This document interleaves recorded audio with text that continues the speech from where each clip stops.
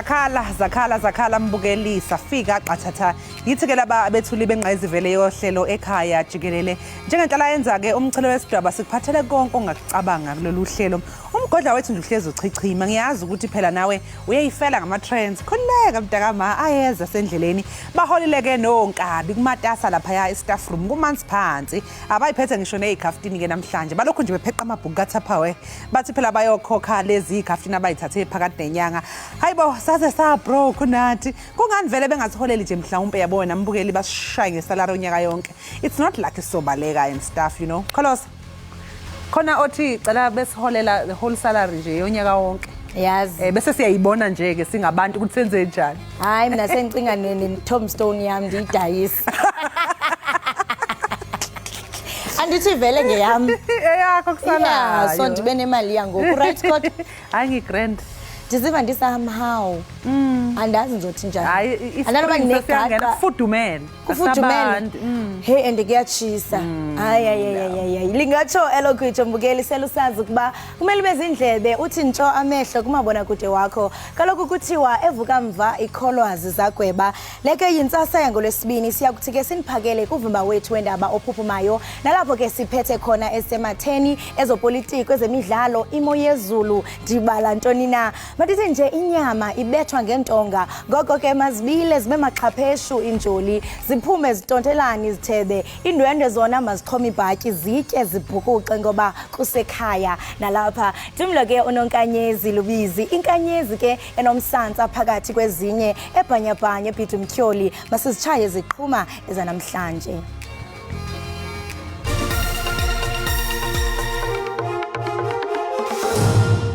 That's not pornographic. It's a legal website. Of children, naked children. It's a nudist website. Owakwekela ukuhweba ngesonto kunye nomdlwenguli wabantwana Ekhaya unike izigwebo zobomi ezili-12. The multi-party pact is our best chance ever to defeat the ANC and keep the EFF out of power. Umholi we-Democratic Alliance uJohn Steenhuisen usephinde wanxusa amaqembu aphikisayo ukuba akhe umbimbi ugudluza i-ANC emandleni okuphatha okhethweni. We don't really know what's going to happen because sometimes it's this high pressing that both Spain and we want to have. Spain sanquzulana neSweden kumdlalo wandulela amagqibela kankqoyi kwi-FIFA World Cup.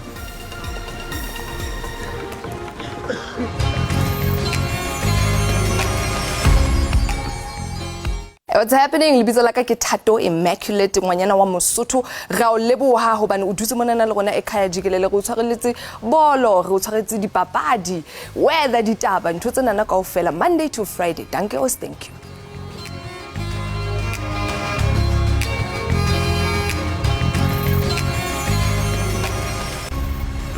Inkundla ephakamileyo yaseGauteng imthenka ngesigwebo esingodilika-jele abali-12 Ekhaya owalahlwa ngamatyala okufumaneka nemifanekiso yabantwana yesondo nokushicilela lo mkhuba. Ekhaya ke wathweswa lamatyala kunye nalowo wayeyijaji uPaul Kennedy owaphele sele zibulala kulandela ukubanjwa kwabo ngelityala. Ngenkathi ijaji Mohammed Ishmael lethula isigwebo enkantolo ephakeme yaseGoli lekhale ngokuthi uAkhamena akatshengisa ukuzisola lamgweba odileka-jele abayi-12. You expose them to be abused by other men and to the HIV virus. You are by no means a humanitarian or caring person. In fact, you are plainly an evil man. Mr. Ackerman, you are sentenced to 12 life sentences. uAkhamena ubelokhu ephakamisa isandla iphindelela ifuna ukufaka isicelo sokuqulwa kabusha kwaleli cala njengoba emile kwelokuthi umsulwa. So you did circulate pornographic material. No, that's not pornographic. It's a legal website. Of children, naked children. It's a nudist website. Ijaji Ishmael livumile ukulalela isiphakamiso sika-Akhamena kanti manje kulindeleke ukuthi abuyele enkantolo mhla ziyi-15 kuLwezi ukuze afake amaphepha esicelo bese icala lona liqulwe zingama-30 kuLwezi. I don't think another judge would be able to hear this because the other judge doesn't know what has happened in this matter. So, unfortunately,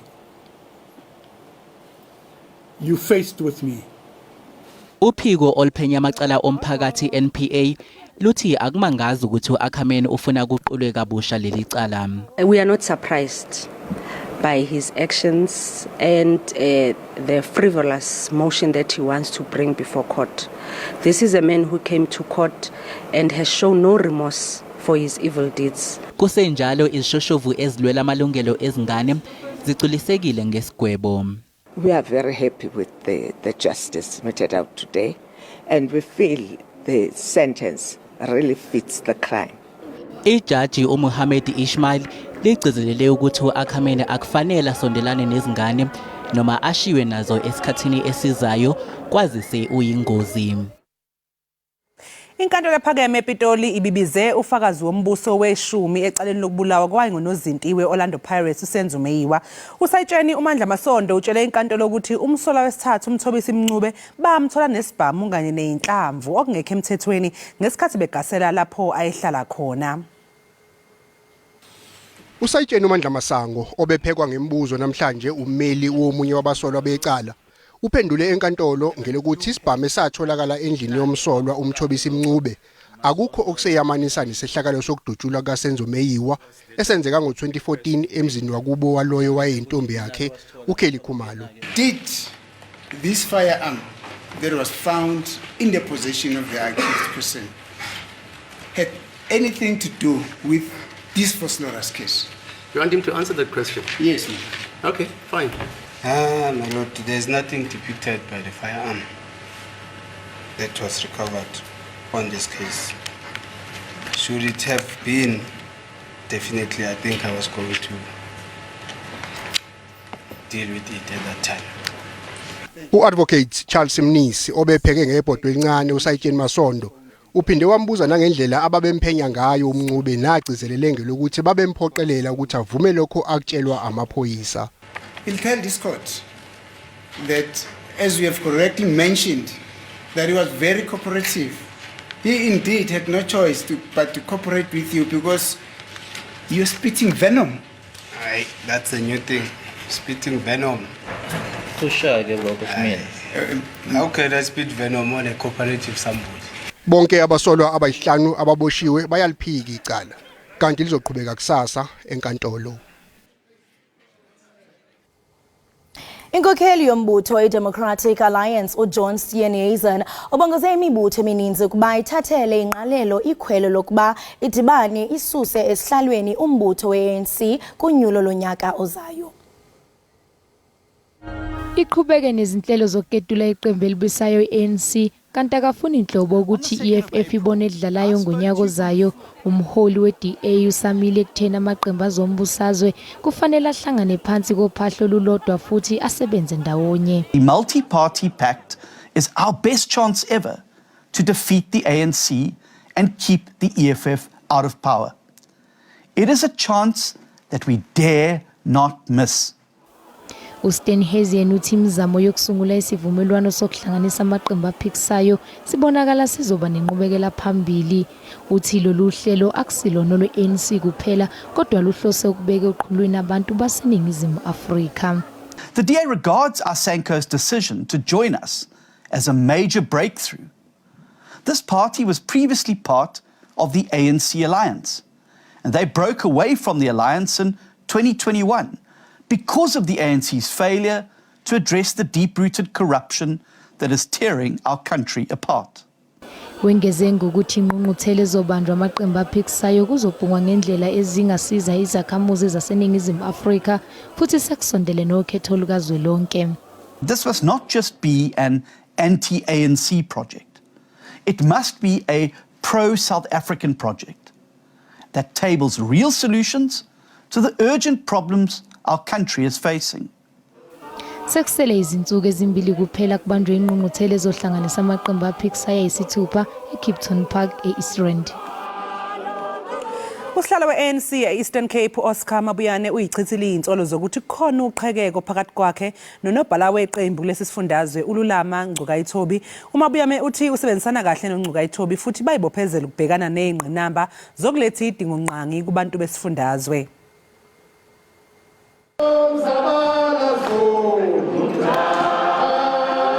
I-ANC ephondweni ithi jonge kunyulo lonyaka ozayo ngamalungu amane athe onyula kwisigqeba sephondo esilawulayo kule ndibano.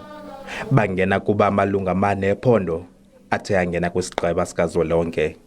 Isikhokelo esikhoyo sephondo sithembise ukuqubisana naba badala inyantlukano phakathi embuthweni.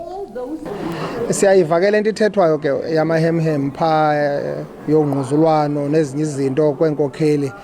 Asiyazi thina kangabakudala sibuzana uba inoba mhlambi ivelaphi. Ukanti ilungu le-NEC elityalwe ephondweni ugqirha Aaron Motsoaledi uthi usebenzisana kakuhle nesikhokelo sephondo. The province now is moving in one direction, and that's why I'm so excited about that. Have you received any query with regards to a conflict between the provincial chair and secretary? Oh, no. I'm hearing that for the first time. I'm working with both of them. I don't know. Well, if they query somewhere in the villages because of their personal things, I won't know. But organizationally, in terms of ANC, there is absolutely nothing like that. Absolutely not. Kulindeleke kule veki izayo ingingqi zalapha ephondweni zibambe ezazo indibano zamabhunga. Abongile Yankees kwiindaba ze-SABC eMonti.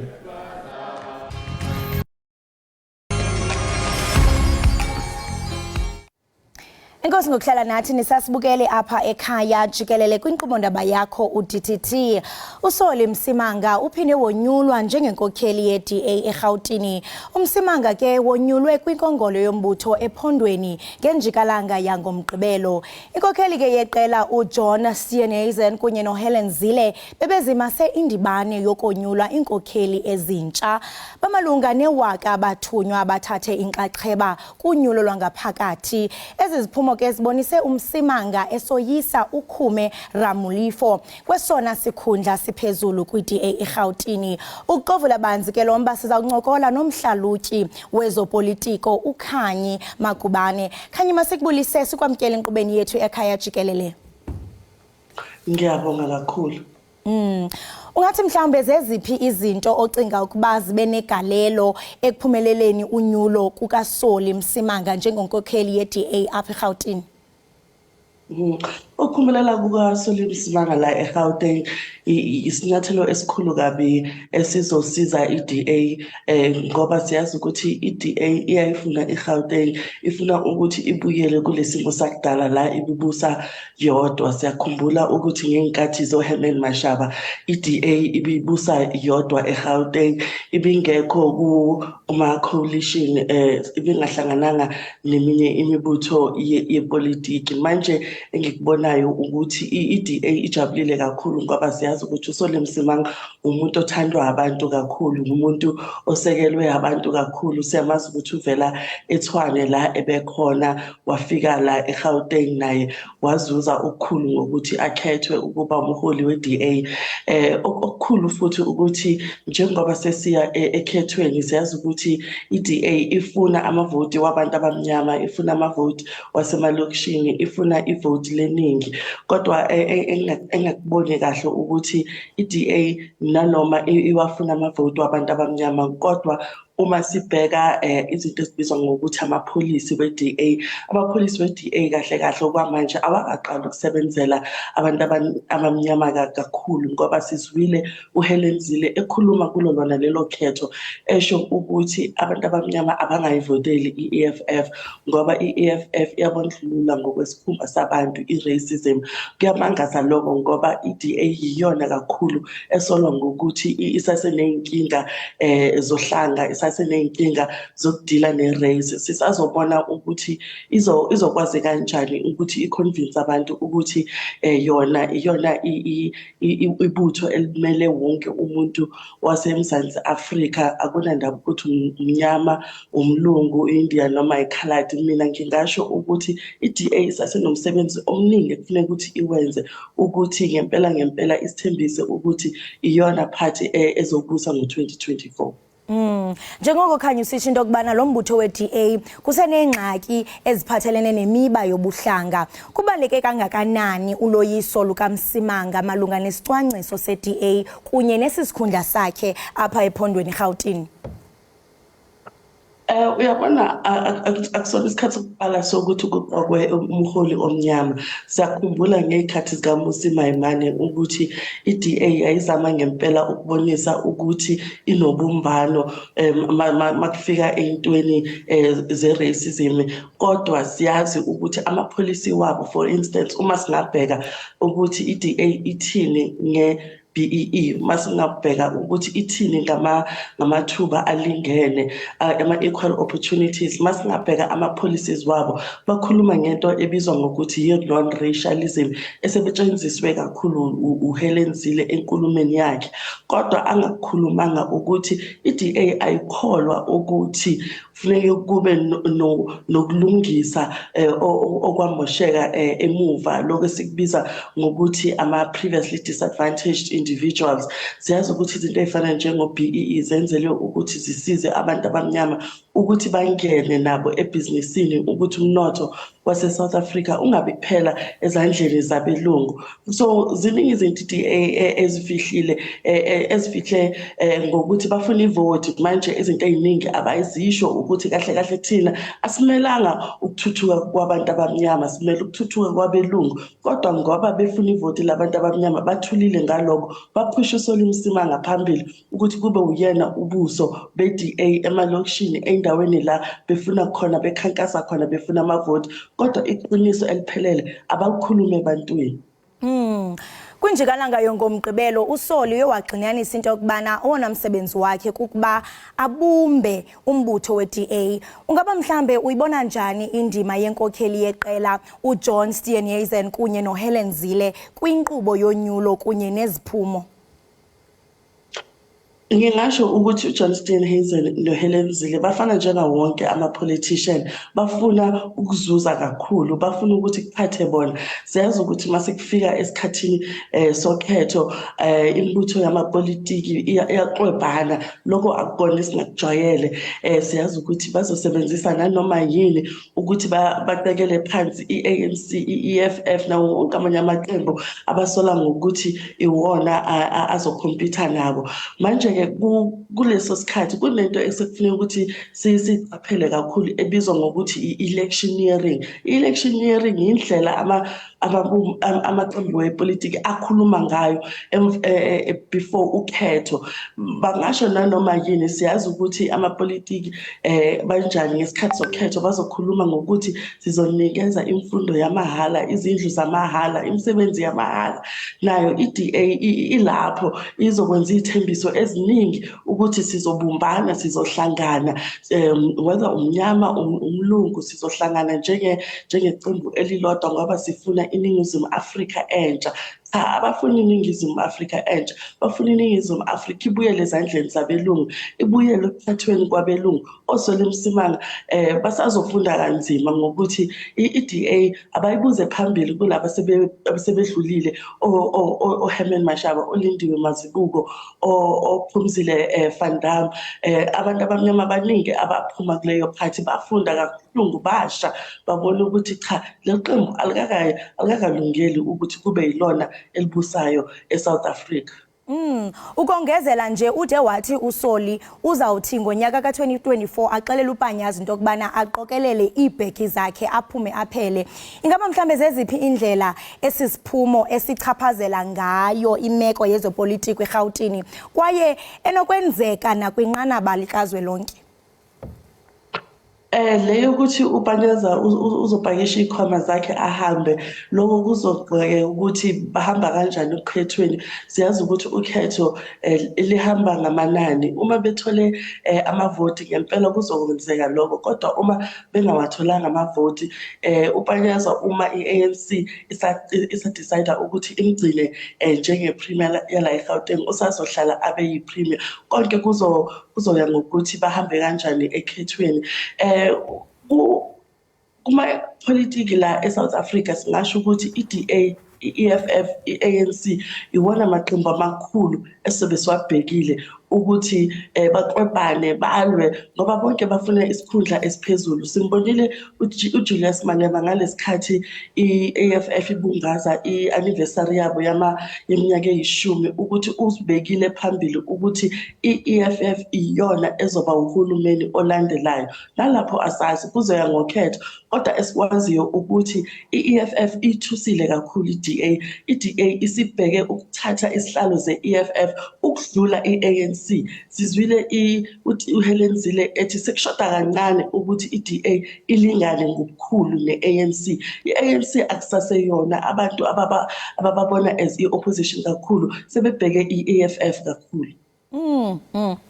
Ingaba mhlambe wena Khanyi bekukho mhlambe izinto ebezingalindelekanga okanye othe waziqaphela kolunyulo okholela into okubana bezifanele baziyaphawula?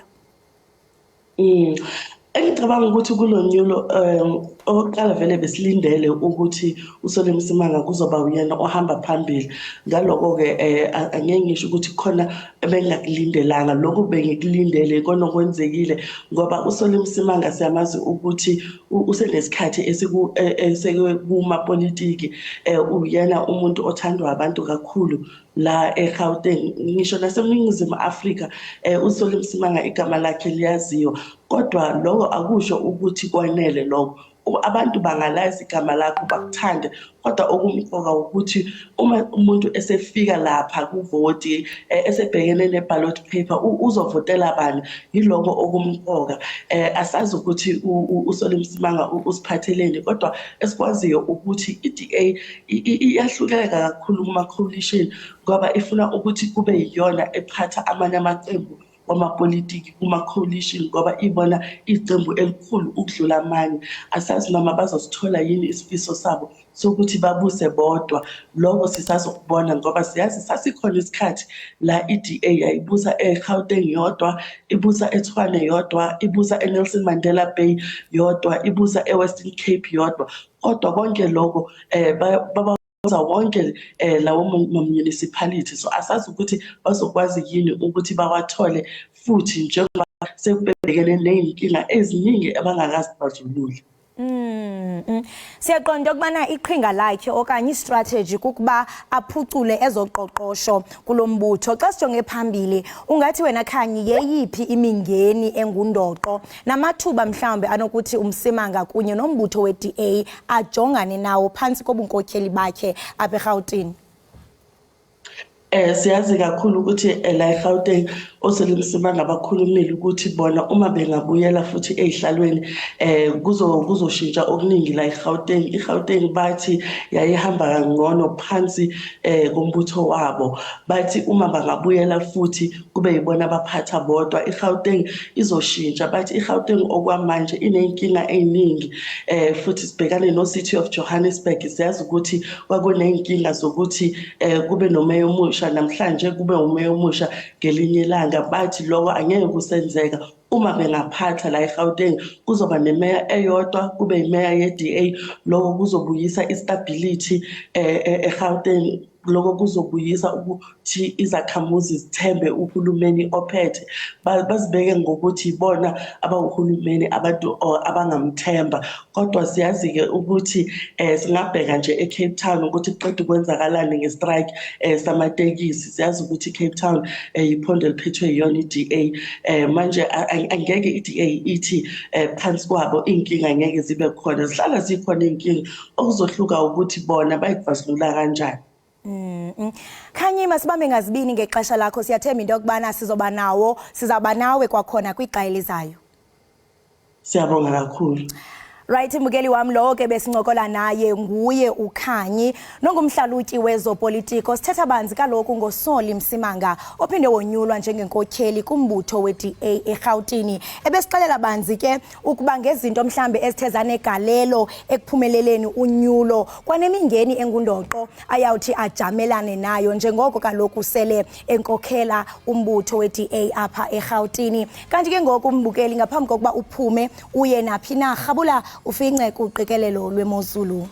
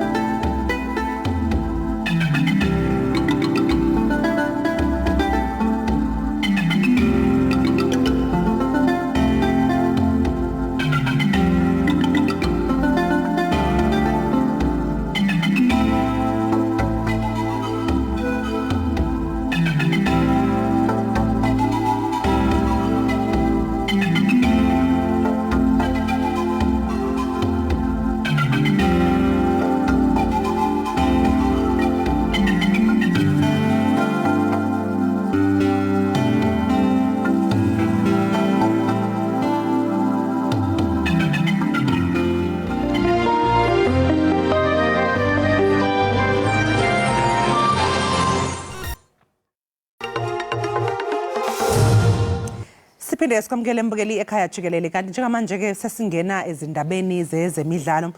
iSweden ibilolonga ke izolo ngaphambi komdlalo wayo wandulelwa amanqamu neSpain emqhudelwaneni wendebe yomhlaba yeFIFA esigabeni ke sabesifazane eEden Park eAuckland namhlanje. Kulamaqembu amane sesele kulomqhudelwano iSweden iyona nomlando omuhle emva kokufinyelela emidlalweni emini eyandulelwe wamanqamu. Abadlali abaningi abakuleli qembu babe yingcenye yeqembu elafinyelela emidlalweni owandulelwe wamanqamu nyakenye womqhudelwano wama-Euro eEngland. Kusenjalo umqeqeshi weSpain uthi iqembu lakhe ngaba likho kulesigaba salomqhudelwano ukuba abaphathi bebhola eSpain abamsekanga ngesikhathi kuquba ukuthuthuva eqenjini. Bueno, ya que preguntas por el pasado. Yathanda ukuchaza ukuthi umengameli wethu wangeseka ukusukela ngosuku lokuqala. Apoyo y el respaldo de nuestro presidente Luis Rubiales desde el primer día, sin eso pues. Umphathi webhola waseSpain wamseka uVilda ngesikhathi laxaza abadlali abasusa uthuthuva eqenjini. iSweden kodwa ayibanga nasigameko endleleni yayo ukuthi ifinyelele kulesigaba salomqhudelwano. We don't really know what's going to happen because sometimes it's this high pressing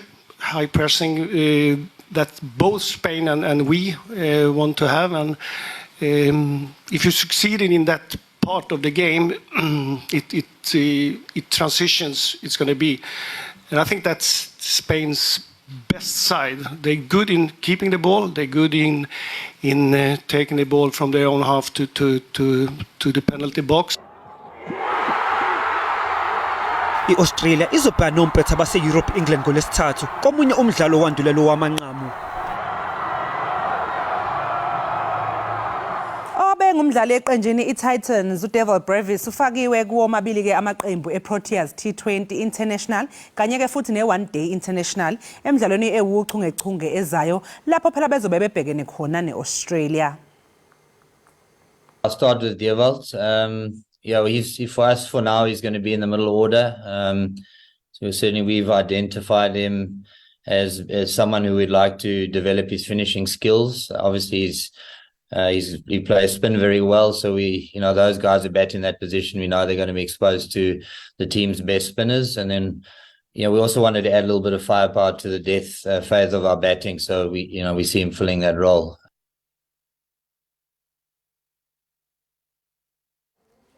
Iqela lembaleki zeli lifunge ngelithi liza kubuya nembasa njengokuba liye kukhuphiswano lwembaleki lwehlabathi eBudapest eHungary.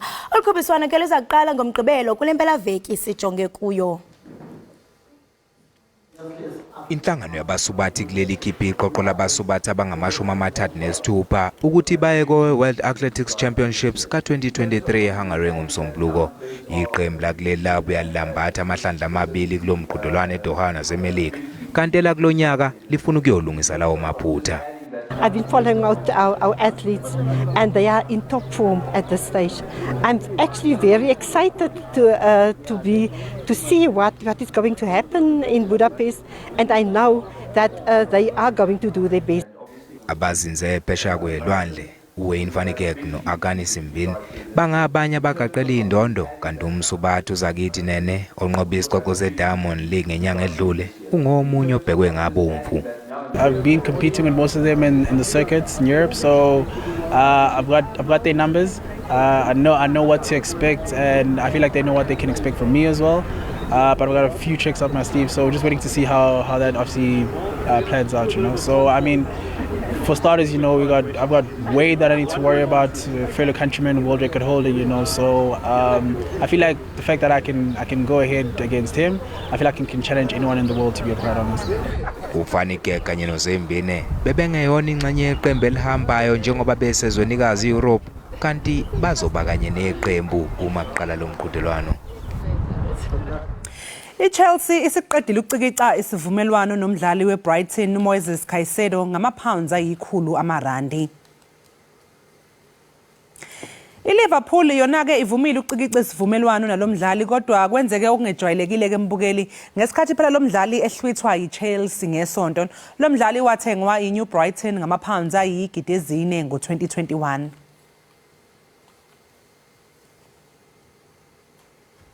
Mbukeli ke njengamanje ke sinjike iqunga sayidolo siyabuya emva komzuzwana.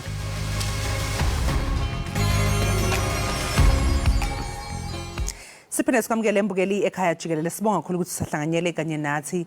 Njengoba selisemome nje ke ukhetho likazwelonke luka 2023 ezweni elumakhelwane kweleSeswatini, ukuqokwa nokucutshungulwa kwemininingwane yabagaqele ukukhethwa njengamalungu eParliament sekusemaphethelweni. Inhloso ke ukucubungula lemininingwane yabagaqela lezi ikhundla ukuhlonza ukuthi engabe bakulungele yini ukungena esigabeni esilandelayo sombango wokhetho. Umduduzi Simelane owabe eyilungu lesishamthetho eSwatini ophinde futhi abe ngumholi weqembu iSwalimo elidingiswe kuleli yazwe ubalwa nabantu abasekhaleni ekuhlabeni ikhwelo ke lokuba leli yazwe libuswe ngenqubo yentando yabantu. Sikhuluma nje kembukela uSimelane usekubhaceni. Mfaka Simelane kuyintokozo kuba nawe namhlanje lapha ohlelweni nakuba sishubile isimo kwelakini osekuphoqene ukuthi ulale intabeni njengenyamazane.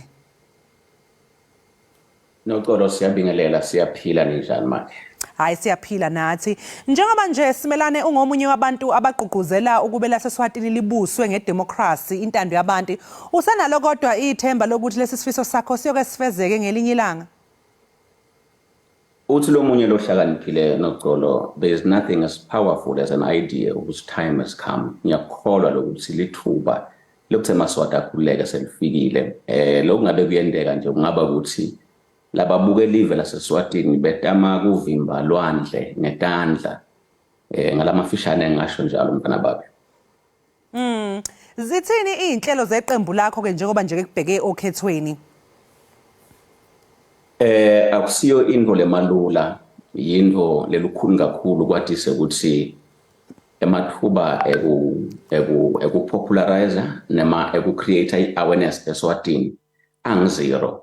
Kodwa siyamkholwa uNkulunkulu ukuthi the ground forces lamaswati laneshisekelo nehanga yokuthi akhona ukukhululeka atawukhona ukuthi noma simo sinzima kanje anyathele abambisane kude labo lesibancomile noma labo labanconyiwe ngilesive bakhona ukuthi make through. Sitawukwathi ke ukuthi mina vele ngivele kakhulu senseParliament yaseSwatini. Umuntu ke unelwathi lolujulile lokuthi le parliament yalo amgcilati isebenta kanjani. So siyakholwa ukuthi the party, the members on the ground, they will do whatever is possible to make sure ukuthi they popularize emalunga enhlangano or bantu laba pro change from the ground. Ngiyabonga. Siyazi ke ukuthi awuhambisani nohlelo lwetinkundla kepha uyaqhubeka ugqugquzela amalungu eqembu lakho ukuba angenele ukhetho. Kungani? Now ngithi one is inspired by a veteran from South Africa babe athiwa ngakuthi Helen Suzman. Siyathi ukuthi beka seParliament lengevana uhulumende wencilado kodwa liphimbo lakhe lihlonishwe ngumhlaba kakhulu. That's number one. Number two, umuntu akaphindze asho ukuthi lesinye isikhulumi saseNingizimu Afrika lesingumholi sithi ngalelinye ilanga you find yourself kissing frogs in order to advance the call for the people. Ugcina nje sowucabuzana emaxoxo as long as lokucabuza lelixoxo kutawukwenda ukuthi unike lamaswati nayi imphumelelo la idzinga kakhulu. Ngicabanga ukuthi ngidawuthi singiswalimo thina sikholwa ukuthi every side is a side of struggle. Leyandlu ke emandla ayo mafishane unlimited. Akusiyo le parliament lesifisela emaswati ngoba le yakithi iParliament yemgcilati. Kodwa noma le parliament iParliament yemgcilati thina sikhetha ukuthi we can see a chance in that danger than seeing danger in that chance. We see it as a site and an opportunity to amplify the call for democracy. Kuze kutawukwendeka ukuthi mhlambe emaswati umhlaba ugcine uvile. Utawukhumbula nje mntwana kithi ukuthi kukhona emakomiti emaparliament labitwa ngabo SADC Parliamentary Forum, labitwa ngabo Pan African Parliament. La emaparliament ase-Africa ayakhona neku-amplify tindzaba leti semaveni apho. So we know ukuthi there are a lot of platforms lesitawuba nayo mase sesikuleya indlu kwatise ke ukuthi vele I think one person who has been there, he was made a voice and voice lokhanze ukuthi it resonates well noma ivakala ngcono emaswatini lamanengi ase ayasukuma la khona athi singeke sikuthathe njengento lenhle, singeke sikuthathe njengeportion yethu nekuphila kwethu lokho siyakubona ukuthi kugcilateka and kugcilateka that we must reject at all cost. Sibonile ke nokuthi amalungu eSwalimo ayakhethwa kulolu hlelo lwetinkundla. Engabe ke ugculisekile yini ngesibalo samalungu eqembu lakho akhethwayo?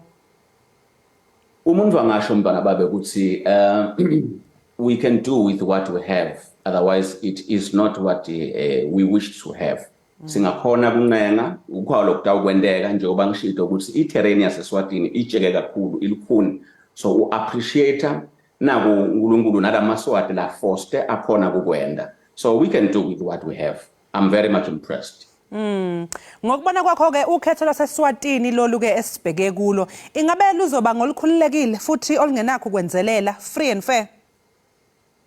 Mntwana babe sitathikhanda sitawufaka onke amandla ukuthi lolu khetho lolu ngilolu hlobo lube lokugcina ukuthi lube khona. Sizathu lesikhulu ukuthi aluyoze lube khona lukhetho lolu free and fair phansi kwalesandla salo muntu lo society vete ukuthi ungumgcilati lo inkosi yamaswati inkosi emswati wesithathu. So lama elections lesikiwo njengoba ngishito they are not our area of comfort. Kahle we just saw a chance in that danger. Angeke aze abe fair because lo hulumende uchekisele ground ngendlela emangalisako, but that is why it is called a struggle. Kungako sithi umzabalazo. Sasiphetha nje ke ingabe uthini ke nje umlayezo wakho ongawubhekisa ezakhamuzini zaseSwatini namalungu eqembu lakho? Umuntu angaqala atshele eMaswati ukuthi eMaswati we come too far to get tired now. Sesifuce kakhulu bantu abababe. Ngiphinze ngathi seMaswati ukuthi kuyahlupha lokuthi silwa kangaka nje ngeMaswati la walafuna ukukhetha abantu labafuna kokugcilata wona lengekhathi live laseSwatini wababeli inhlekisa njengoba ubona kutoyito yathi kulana disemibhedzeni kude emaphilisi. So kuyatsabukisa ukuthi silwa nje sitha kupopularize emahlahlandlela bantu labatawukhuluma ngalokucacile bakhulumele eMaswati. Silwa nalamanye eMaswati lathi umuntu amkhetha ngoba angumzala, amkhetha ngoba amphe amahlabishi, amkhetha ngoba amphe ilifu. Kuyafana nekuthi kithi uye wethotha tinguni ubase umlilo ubeke libhodo ufake emanti ungene la ngekhathi bese uyadimbonyela bese udzinga kulilelwa kusasa. So ngithi eMaswati akavuleke umqondo noma ngabe uphekwe ngumzala wakho la khathe ebhodweni lokusala kutawuvuthwa, uphekwe ngibabo wakho lokusala kutawuvuthwa, uphekwe ngumuntu wakho phalihlabishi utawuvuthwa. Akavuleke umqondo eMaswati understand this is an opportunity of a lifetime to make a difference. Abakhethe umuntu lokhuluma simo njengoba sinjalo bangalwi nalabo labatama kwelekelela bona. Ngekwenda njalo le parliament le itaba ngiyokugcina Swaziland shall be ushered to a great position. Mhlambe umuntu angaphinza asho ukuthi angeke eMaswati akhululwe iparliament kuphela, atathi khulula wona ngekusukuma abambisana neparliament alwe ngendlela lalwe ngayo esikhathini lesemuva. So ngalamafishane siyabonga kakhulu, but we urge our people to rise up, firstly to elect the right people, secondly to work with those people ukuze sikhone sigcine sifike enkululekweni. Yebo Mduduzi, njengoba wena nje ke usekudingisweni ingabe kunzima kangakanani ukuthi uqhubeke wenze umsebenzi wakho kuba umholi weSwalimo yize ungekho eSwatini? Kulukhulu kakhulu mntwana babe inhlitiyo ilusizi itsabukile into letinenge letingahambi kahle njengoba uyibeka kahle ukuthi umuntu usekudingisweni. Kodwa ke ngicabanga ukuthi lobuhlungu umuntu labuva kona laphila kibo can never be equated to the joy that is coming on Freedom Day. And ukuthi lobuhlungu lobukhona bungeke bulenganiswe nabaya bethu that have eventually paid the price of life. Labanye basematilongweni, labanye already sesivele sibangcwabile. Sitawuthini ke ngalokuthi sesibukele kusasa lebatukuli nebantu bethu. Uma singatihli letithelo bafanele abantu bethu ukuthi batihle. We are the last absolute monarch siyingcilado yokugcina emhlabeni. Siyamkholwa uNkulunkulu ukuthi utawupha laMaswati the spirit of resilience kuzakhona kufuca as eSwaziland abe live njengemave onke omhlaba, hayi leli plus langilo kwamanje. Sibonga kakhulu ke Mduduzi, simelane sikufisele nje ke okuhle nokuthi uhlale kahle lapho ohlezi khona, sethemba ukuthi kuyohamba isikhathi sitholakale isisombululo. Siyabonga kakhulu. Thank you. Mbukeleke lo besixoxisana naye uMduduzi Simelane ongesinye ke seyishoshovu zombusaze kwelaseSwatini njengoba selisemnyango nje ke ukhetho likazwe lonke kuleli yazwe elungumakhelwane. Njengoba manje ke mbukeli ake sibheke ke isimo sezulu sibone ukuthi kumi kanjani.